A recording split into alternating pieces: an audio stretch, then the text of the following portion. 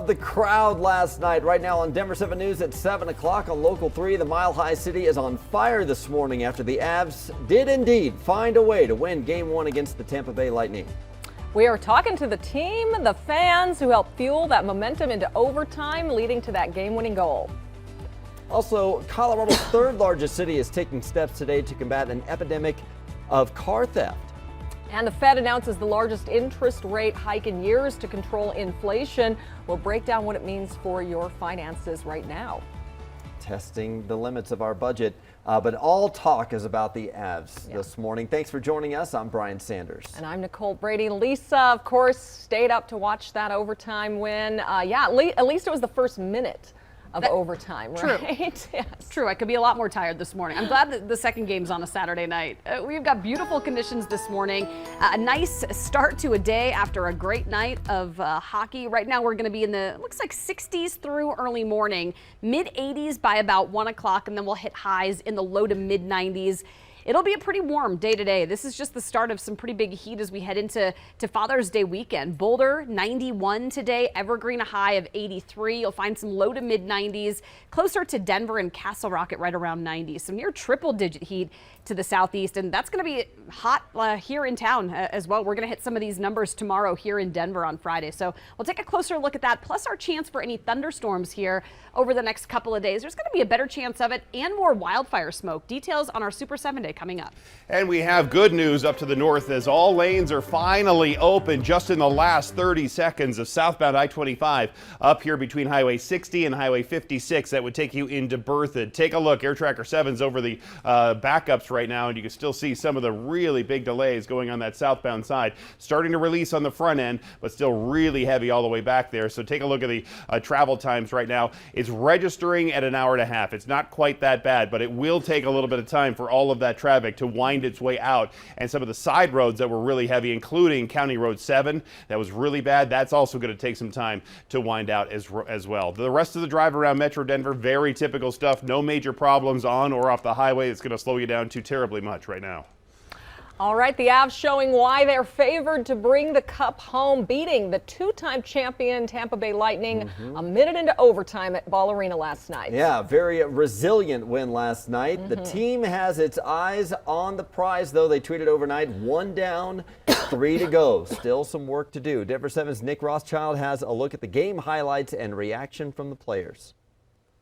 So the Avs convert an off night for Andrei Vasilevskiy into a win to start this series 1-0. And for me, that was the biggest thing. Andrei Vasilevskiy, the game's best goalie, didn't have it tonight, and the Avs made him pay to win the game. The other thing the Avs did great was take emotional evenness into overtime. This is their 5th game in overtime. They're now 4-1 in overtime in these playoffs. The Lightning hadn't played an overtime game since the first round. They're now 1-1. And despite the emotion and nerves of the moment, the Avs found a way to get it done in crunch time. I was kind of nervous too, and I had a little bit of problems sleeping last night, and woke up at 6 in the morning and couldn't wait to play a game. So I mean, yeah, definitely. I feel, like I said, I feel like I've been there and I kind of know the situation and what's on stake, and yeah. Just wait till kids. You'll be up at 6 every day. People's going to question the rest versus rest all along, and that's nothing new to us. We believe that rest is important, and it's going to be important in this series, and long term it'll be good for us. And you know, we knew it wasn't going to be an issue to get up for this one and come out with a lot of energy. I mean, it's a game 1 of the Stanley Cup Finals at home. You know, so we were just feeding off of that energy, and the whole city's been buzzing all week, and it's great to see. Oh boy, if you can't get up for the first game of the Stanley Cup Finals, might want to check your pulse. Gabe Landeskog is right. This building was rocking, and they rode that energy into an early lead, and they found it again late to get the job done in overtime. And you gotta feel for Andrei Burakovsky. The guy's had a bit of an up and down postseason. A lot of fans may be calling for him to be moved out of the lineup, but Jared Bednar showed confidence in him. He returned the favor with a 1-0 series lead tonight and that overtime goal. Reporting from Ball Arena, Nick Rothschild, Denver 7 Sports. And you saw it, the fans helped fuel that win. Denver 7's Veronica Costa is live from Ball Arena. The crowd was just wild last night, and they're really pretty confident for the rest of the series going into Game 2 now. That's exactly it. Inside Ball Arena, everything was electric. Those fans were chanting, they were yelling, they were even singing a bit. And then once the game was over, the thousands of them inside of there, they walked away just so happy that the Avs were able to win in overtime, get that goal there at the end, and call off, or be able to finish off, rather, Game 1 of the Stanley Cup Final. And of course, once those fans went outside, the excitement doesn't stop there. It only continued. Take a listen to this. Avs are just dominating right now on this. Tampa has no answer for our speed. So much speed. We got everything it takes this year. We're taking the cup home. They're going to bring it back to Colorado. Hopefully it's in 4, but I think 5-6, we got it. And take a look at this video. It shows you just how excited those Avs fans were and just how many of them were packed into Ball Arena last night. The Avs did start off strong and they ended off strong. That's really what matters here. There were so many happy moments after the game and during the game. Take a look at this one that we're going to show you here. Like Stanley Cup playoff, like final game, and I just like a Stanley Cup so I can be on the Jumbotron and have some fun and show everyone. And I also want it too. And now comes the rest of the series. Game 2 is what's coming up next. That's scheduled for Saturday. In Denver, I'm Veronica Acosta, Denver 7. Thank you, Veronica. We also talked with a Colorado hockey coaching legend to help break down Game 1. George Gwozdecky led DU to 2 national titles. He's now at Valor Christian High School and is a former Lightning assistant coach. He touched on the takeaways from the overtime win. You know, I think that that was a great emotional boost for our hometown team. And certainly there was that moment in that late in the second period, and especially in the second period when Tampa tied it up, and early in the third, where all of a sudden you could see the noise and the emotion in the building just get sucked right out, and all of a sudden Tampa has a little bit of the momentum, if you will. But I think just showing how they responded, they really played well.